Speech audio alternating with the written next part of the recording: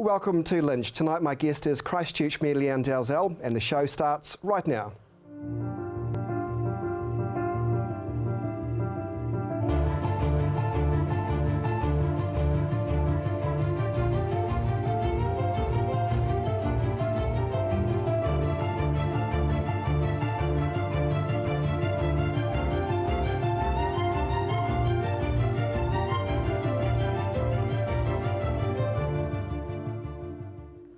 Welcome to Lynched. Great to have your company tonight and thank you so much for watching us. Well, Christchurch Mayor Leanne Dalzell is here. There's plenty to discuss. Leanne, welcome to the program.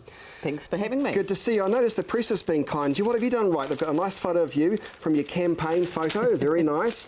And if we go to page 1, or is it page 2? Let's have a look, shall we? You get a gold star. Leanne Dalzell, independent, supported town hall restoration, supported asset sales, supported local alcohol policy, supported new social housing entity. You attended 46 out of 53 meetings. You get a gold star. How do you feel about that? Well, yeah, I jokingly sort of said, it cost me a lot of money to get that gold star, but... Yeah, did you pay the press, did you? No. But, the thing is that these kinds of things are always... challenging.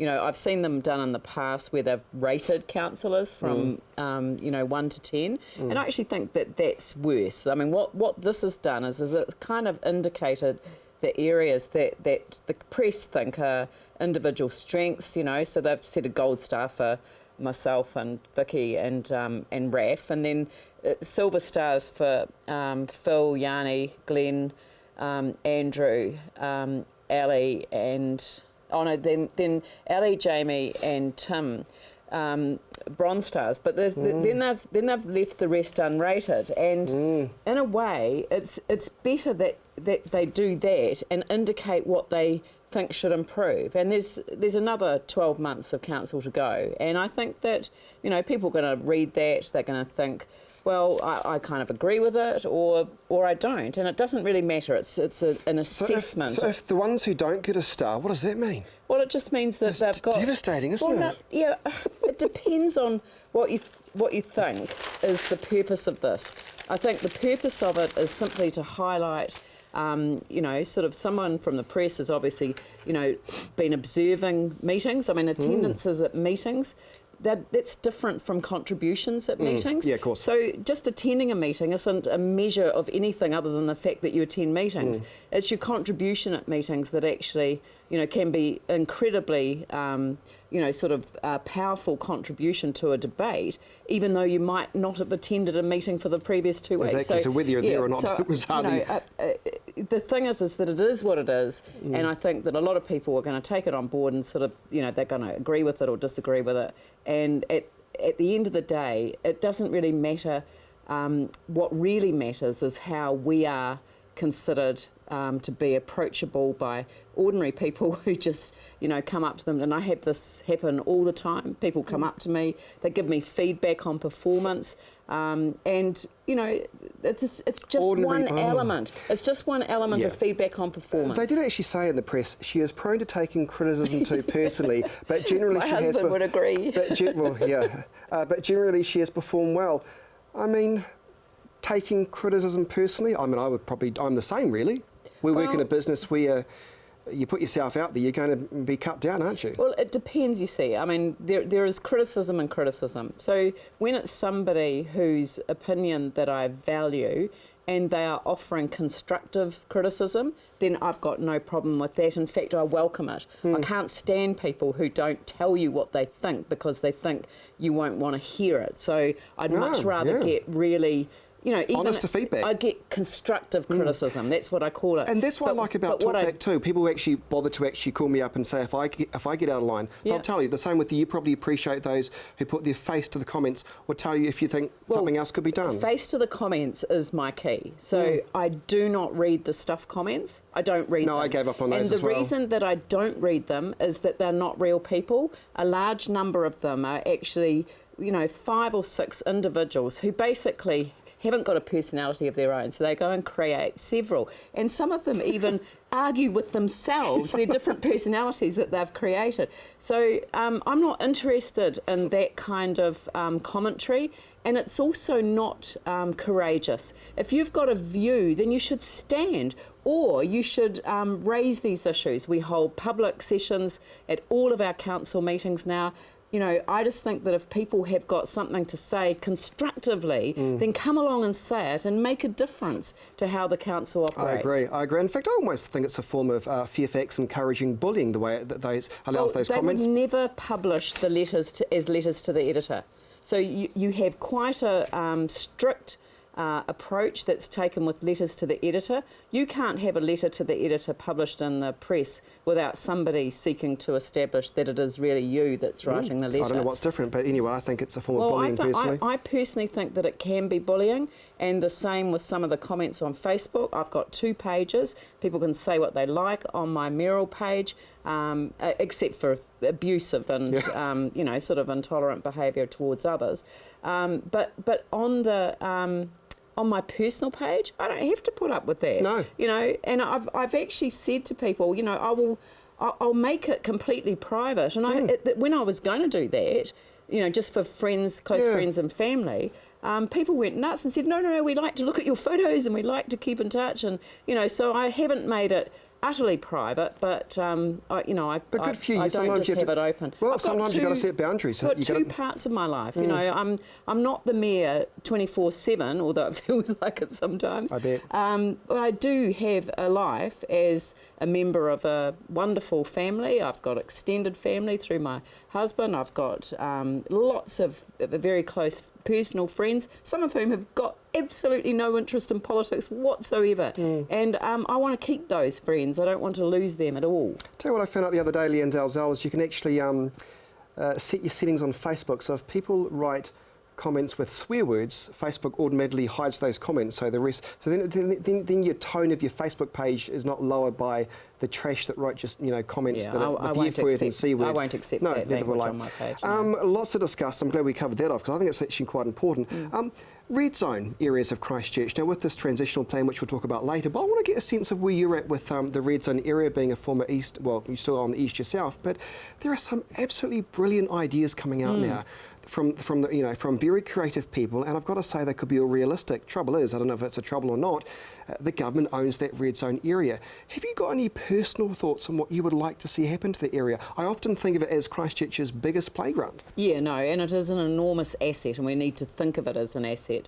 But what could be provided in the context of the asset, I think, requires a little bit of work before there is a really in-depth public engagement process. Because, for example, if you go onto the Eastern Vision website, which has created, the community hasn't sat back and waited for the government or the council to kind of lead the way as far as future use goes. They've already developed a number of ideas and worked them up, and groups have formed around the individual projects that we see a lot about. The lake, for example, the rowing lake, or a multi-use lake in parts of the residential red zone. Now, my view is that you need to do some sort of kind of feasibility on that before you do the engagement, because everyone will say, yeah, we want one of those, that's a great idea.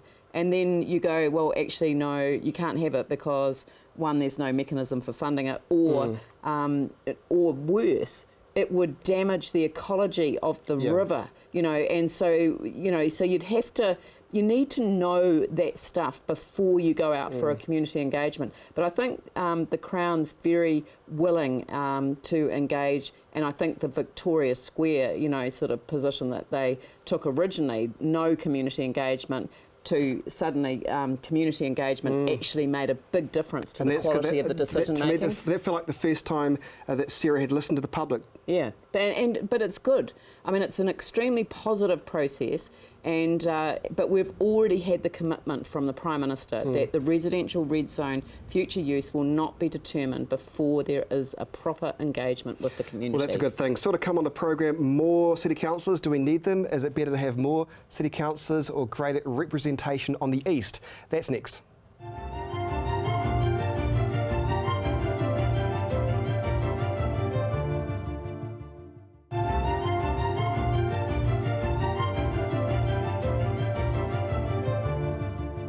Welcome back to Lynched. My guest tonight, Christchurch Mayor Leanne Dalzell. Do we need more city councillors? And I think it's important to also say this is a discussion that you have to have by law. Yeah. It's a legal requirement, right? So give us the details. What do you think? More city councillors? I think that it's interesting to look at what the representation review is all about. So it's designed to ensure that the council is representative and to ensure that there isn't a huge difference in the size of the wards. Now that's what causes us a problem because of Banks Peninsula. So all of a sudden you've got one part of Christchurch City, which is in terms of the council coverage, includes Akaroa, which has its own separate community board, but it's still part of one ward. You add the Littleton population together and everything in between through to Akaroa, and you haven't got enough to form a single ward. We'd have to have multiple wards if they were all going to be that small population-wise, because what the Act doesn't take into account is the size. That's something that you can look at for remoteness, but you can't look at for size. So we're going to have to come over the hill into the sort of Sumner, Redcliffs area to make a single ward that will go all the way really from the estuary all the way through to Akaroa, which is a massive ward. So in terms of the redefining of boundaries, what we've tried to do is we've tried to work out what is the best way that we can get some alignment at a community board level and make sure that the wards themselves make sense given that limitation. And if we didn't have the Akaroa bit, it would be a lot easier and we wouldn't need to create an extra ward. So one of the drivers for me is to have an even number of wards, which would essentially give the mayor a casting vote if it was split down the middle. At the moment, I have the same vote as everyone else. This wouldn't create a casting vote, but it would have the same effect of giving the mayor the ability to make a decision if it was a line call. Do you think there should be greater representation on the east? Or do you think it's okay? No, well, the trouble is that the population's shifted. And because the population's gone down, you've actually got to change the boundaries. I think that there's that's an interesting the point. way that it's been promoted in the media has been kind of like, here's these councillors are so useless that they need extra councillors to give them a hand. It's not like that at all. It's actually, how do you make sure that there is proper representation across the city when you've had a reduction in the most damaged area of the city and you've had an increase in an area that is now a new growth area for the city? And of course, and an overall reduction in our population total, because of course there are a number of people who have sneaked across the invisible boundaries. Well, they're not so invisible to Waimakariri because that's the Waimakariri River is the boundary. But partway down Springs Road, you go from Christchurch City into Selwyn District Council, and you'd not know that there's nothing on the sign. There's no sign in the road saying you are now entering the Selwyn District Council. Well, I think it's an important point you make. Community boards, are they actually effective? Do they have much of a say at all? Do you want greater representation there? They're not as effective as they should be, and in my view, with the representation review, and part of the work that we're doing at the moment is to find more of the local issues that can be referred to community boards so that the council doesn't have to make the decisions. If it's a local issue, around a small local park that's not a metro facility, well, why not just delegate the responsibility to the local community? Makes sense, doesn't it? Well, they should be the most influential and the most connected at the community level. The city councillors, they kind of sit above that, and I don't mean above as in fact, okay, we'll say we'll sit below, but with a helicopter view across the whole city. And I always liken it to when I was the MP for Christchurch East and a cabinet minister at the same time. When I sat in my electorate office, I wasn't the Minister of Commerce or the Minister of Immigration. I was Leanne Dalzell, MP for Christchurch East. When I sat round the cabinet table, I was a minister and I represented my ministerial portfolios, but took a New Zealand wide approach to decision making, as every other cabinet minister did. And I think that's the sort of kind of mix that we want to see, a lot more of the community board decision making. And quite frankly, you know, if you want to make community boards interesting and exciting places to represent your community, then you've got to give them the power to make final decisions and not rely on the council. I want to talk about the convention centre now. Does it bother you that nearly $77 million has been spent on a convention centre that Christchurch still hasn't had? And yes, I do take into consideration that a lot of that money comes down to buying the land, but I think about $15 million has already been spent on planning and designs. It's a lot of money. It's a lot of money. It is an awful lot, and I'm afraid I don't have any insight into it. So the convention centre is a project that the Crown has taken sort of complete control over. We're informed of issues, but not actively involved in it.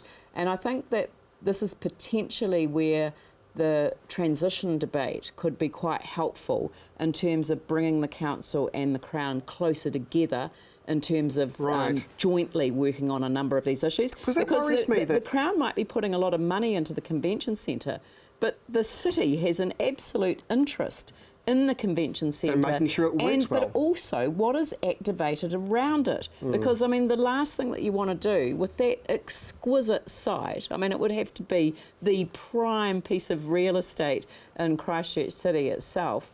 You know, how would you see that being activated in terms of the whole of that area? Because there's got to be a lot of stuff going on during the day. And I have to say that I get quite excited about the idea of linking, you know, the performing arts precinct, the library and Science Alive and the convention facilities. It has to be linked, otherwise it's a time waster. There's got to be a connection and something that activates the site every day of every year. Otherwise it's pointless, and we don't want a white elephant, that's for sure. We will pick you up, we need to take a break, but I think it is important to discuss this transitional phase. I know it sounds boring, but it is so important for the people of this city. So stay with us, we'll discuss Regenerate Christchurch next on the programme.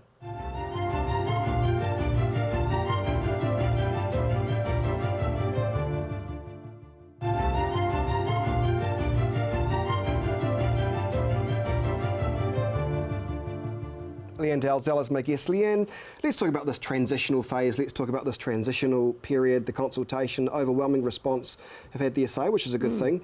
Regenerate Christchurch. How would you explain that to the people of Christchurch? Because it is so hard for them to get excited about something that's called Regenerate Christchurch. Yeah, it's at the beginning of a phase of development where I think that you know well, I'm seeing it as an opportunity for the Crown and the Council to come together and actually work quite collaboratively on both anchor projects, but also some of those other initiatives that are going to really ignite the CBD, because there is an issue around how the city you know, where the focus is on the anchor projects, but it's actually what they generate. That's what regeneration is all about. Well, that's right. Do you worry that we don't have enough local to medium-sized businesses wrapping themselves around the Justice Precinct, wrapping themselves around the bus exchange? Because I think that will come. I think they will come. You know, the truth is that they're isolated at the moment. You know, so I mean, no one's working in the Justice Precinct. They're working on the Justice Precinct, but no one's working there yet. Once it's filled with people, of course small businesses are going to locate around there, because there'll be, you know, lunch bars and all sorts of facilities that will just, you know, spring up around that. Little magazine shops, maybe even a local supermarket might end up in town, and right in the central city. So I think that we're going to see those things develop and emerge quite quickly. You've got to have the people there first. And so it's kind of almost chicken and egg. Right. But I'm quite excited about Regenerate Christchurch, because it's the point that I've made on several occasions. It's not just about the CBD. The CBD is important, but actually so are those suburban centres that have been supporting quite damaged communities. So I think of the New Brighton area, I think of the Richmond area, I think of Sumner and Littleton. you know, they're all at different stages, but actually there's a lot to be said for a regeneration plan that has some weight in terms of getting things done. Well, that's an interesting point. I want to pick you up on that. As you know, I was out with Dion Spiggs and award-winning documentary maker Jared Smythe, and we were out on the east, and there was such a sense of sadness, Liam, because there are still roads that are munted, there are still bouncy roads, there are still gutters that aren't fixed. Who then will be responsible for that then? Oh, no. We don't walk away from the infrastructure. So the infrastructure remains a council responsibility. And there is, you know, and I know that people will debate this till the cows come home, but there is a lot of money being spent in the east at the moment. If you think about that Aranui Wainoni area, you know, the fact that people complain to me constantly about Pages Road being one lane for... That's a good thing. Have you seen the size of the pipe that they're putting underground? They've built an entirely new pump station on the opposite side of Pages Road from where the previous one that was damaged in the earthquake was. You know, and Wainoni Road's the same, the amount of work that goes into it. But the day that the roads are done and the work's done, I mean, people are going to be in awe of the quality of that environment. And you know, I talked to a number of people in the Aranui area, and they're just saying, you know, that they've got brand new houses being built. They've got their streets being done. They've got all of the underground infrastructure being done. Now, they've got huge challenges. It's all TC3 land in there. But the way that they're being seen to, people are really seeing it as a great opportunity. Brand new high school going in Aranui as well. I think there are things happening. There's a lot happening. But, you know, you take New Brighton. I found the speech that I gave at the opening of the Slow Road. And you know what I said? Oh, that Slow Road. Yeah. Now, do you know what I said at that speech? I said, I'm kind of accepting that this is where we're doing. They invited me to speak at the opening, and they knew that I had some issues. Wasn't a Slow Road going to be the saving grace for New Brighton? That was, and I said, anyone who thinks this is the end of a project is wrong. This is the beginning of a project, and actually the transition plan. I can't remember what it was Resilience, called. regenerate. No, they had a name for New Brighton. It was a plan that had been developed with the community and the council. But anyway, that particular plan said start at the pier and work back, and that's exactly what we're doing now. Well, good. And so, but the thing is that this was well before the earthquakes. People had particular incentives and motivations for doing things in a particular way. It wasn't what the community wanted. This is a huge opportunity to do what the community wants. I know there are plans in the way, which is a good thing. Listen, we're nearly out of time. I've got a couple of questions to end on tonight. Describe your relationship to me with Jerry Brownlee. Well, Jerry Brownlee has an incredibly difficult role. He is the minister who's really had to carry the weight of the Christchurch argument into the cabinet. And I don't think anyone should underestimate the fact of how much possibly significant parts of the rest of New Zealand have forgotten what it's like down here, because it hasn't been a high priority in the media, you know, and that's understandable. There are people who ask me, you know, how are things now? You know, like they don't have a perception. There are people who come down here and they're quite shocked because they go, well, how come we don't realise it's like this? And a lot of people who come to Christchurch. Yeah. The thing is that we have a professional relationship, and the professional side of the relationship says, I was on the other side of the political fence. We did challenge each other significantly. I was the opposition spokesperson on earthquake recovery. I've never liked the phrase opposition when you're talking about a recovery. I've always believed in a collaborative model, and I've brought that to the table. And I believe he's willing to do the same. Okay, only got 30 seconds left. When you were on this program last time, we talked about it's happening. We've had the cricket now, we've had the football. What else is happening this year? We've got 5 months out to Christmas. We've just had the women's netball teams in town. One from Japan, one from New Zealand. The tall CTV's been following that story today. It was a great story today, and we welcome them to the city. But again, look, there's a lot more going to be happening in the city. So I just say keep watching this space. Okay, and try to be positive. Christchurch Media and Dalzell, thanks so much for coming in. Good to see you again. Good to see you. And that is our show. We'll see you back on News Talk ZB tomorrow from 8 35. But from everyone here at CTV, have a good night.